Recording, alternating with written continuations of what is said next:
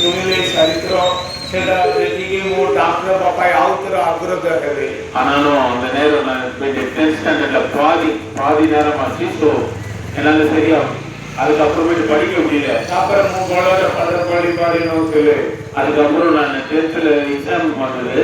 ଆଉ ଦଶମ ପରୀକ୍ଷା ହେଲେ எனக்கு பாஸ் ஆகணும்னு ஒரு டவுட் வந்துச்சு. ମୁଁ ପାସ୍ ହେବି କି ସେମିତି ଡାଉଟ୍ ହେଲା அப்படி ஒரு டவுட் இருந்தது. அப்போ எக்ஸாம் எழுதுனா எக்ஸாம்லயும் எதுவுமே நான் சரியா எழுதலை. ଭଲରେ ପରୀକ୍ଷା ଲେଖିନଥିଲି இப்போ ரிசல்ட் வரும்போது எனக்கு ରିସଲ୍ଟ ଆସିବା ସମୟରେ ரிசல்ட் வரும்போது நாளைக்கு ரிசல்ட்னா இன்னைக்கு நைட்டு எப்படியாவது வீட்டு விட்டு போயிடணும், போயிடலாம் அப்பா அடிப்பாங்கன்னு ஒரு பயங்கர பயம் வந்துருச்சு.